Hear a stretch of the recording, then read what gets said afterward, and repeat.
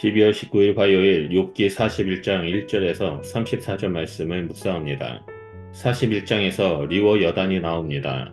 리워 여단은 악어를 말합니다.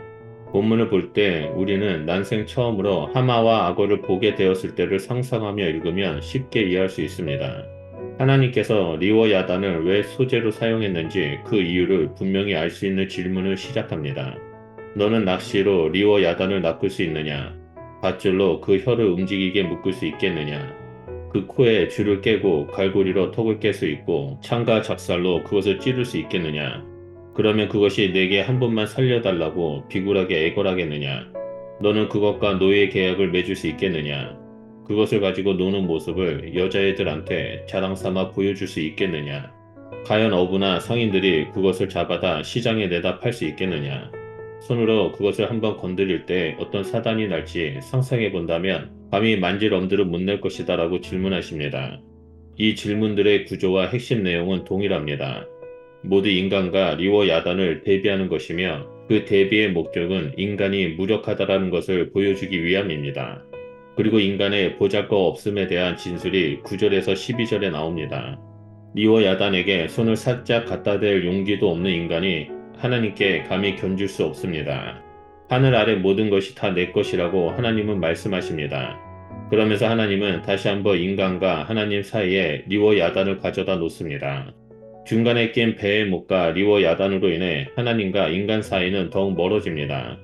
하나님의 위대하심과 인간의 보잘것없음이 선명하게 드러납니다.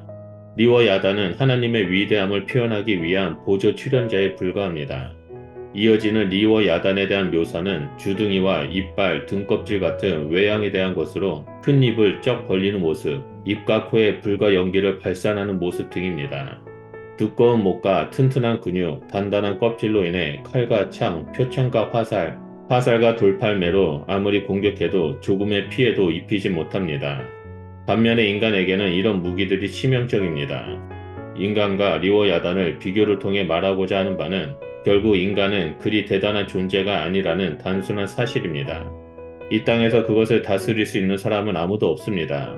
제 아무리 잘나고 대단한 인간이라도 리워 야단은 그보다 위에 있습니다. 41장 전체를 리워 야단에 대한 설명으로 채운 하나님의 말씀은 여기서 끝납니다. 하나님이 창조하신 세계 속에는 인간이 경험할 수 없고 이해할 수 없는 수많은 영역들이 존재하고 인간보다 뛰어난 피조물이 있다라는 사실을 길게 설명합니다. 하나님의 말씀이 무슨 의미인지를 제대로 이해하려면 그것이 무엇을 말하고 있는가만큼이나 무엇을 말하지 않고 있는가도 중요합니다. 38장부터 41장에 걸쳐 적지 않은 분량의 말씀 속에 전혀 언급되지 않은 것이 하나 있습니다. 그것은 바로 권성진학, 인간 운보에 해당될 만한 발언이 전혀 나타나지 않는다는 것입니다. 욥과 친구들 사이에서 가장 큰 문제가 되는 논쟁은 바로 뿌린 대로 거둔다라는 주제였습니다. 인과응보에 대한 주제에 대해 하나님이 침묵하고 있다는 것이 하나님께서 말씀하신 것을 이해하는 핵심입니다. 욥의 세 친구들은 인과응보의 원리에 하나님을 가두고 하나님의 절대 주권을 약화시켰습니다. 동시에 하나님의 창조 세계를 어느 하나의 원리로 설명하여 하나님의 경이로움을 퇴색시켰습니다. 반면에 욥은 친구들과의 논쟁을 시작하기 이전부터 줄곧 정확하게 하나님의 절대 주권을 이야기했습니다. 하나님은 절대 주권자이기 때문에 마음대로 주기도 하고 거두기도 하십니다. 하나님이 무언가를 주고 거둘 때 인간이 피할 수 있는 어떤 고정된 원리에 따라 움직이지 않으므로 나는 내게 왜 고난이 임했는지 이유를 모른다고 말합니다. 우리는 하나님의 말씀을 통해서 인간의 기준과 상식을 뛰어넘어 피조세계 전체를 다스리시는 창조주 하나님의 권능과 지혜를 믿어야 합니다. 욥은 제한된 시각으로 자신이 처한 고난의 상황에 집중한 나머지 자신의 상황만을 기준으로 삼아 판단하고 의심했습니다. 고난과 혼돈의 상황 속에 있다 할지라도 우리는 더욱더 절대 주권자 되시는 선하신 하나님을 온전히 붙잡아야 합니다. 인간의 지혜로는 하나님은 100% 이해할 수 없지만 이 또한 하나님의 다스림 가운데 있음을 믿고 서 있어야 합니다. 오늘 본문에서 리워 야단의 특성을 자세하게 묘사하면서 반복된 질문이 있습니다. 그것은 바로 내가 할 수 있겠느냐입니다. 이 질문은 인간의 힘으로는 상대할 수도 없고 당해낼 수도 없다라는 뜻입니다. 이 땅의 믿음의 성도로 살아갈 때 만나게 되는 무시무시한 악과 엄청난 고난 앞에서 인간은 할 수 있는 게 없습니다. 인간은 너무나 나약한 존재입니다.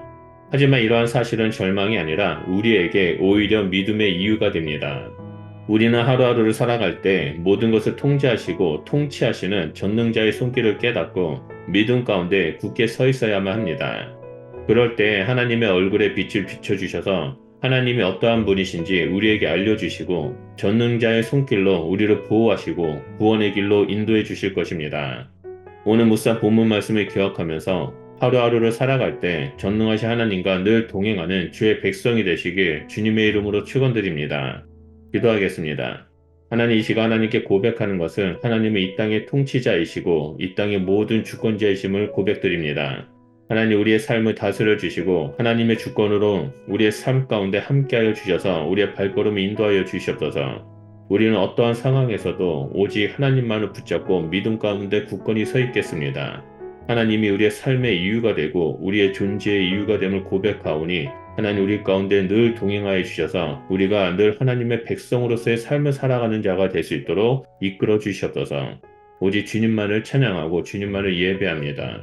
예수 그리스도 이름으로 기도드립니다. 아멘.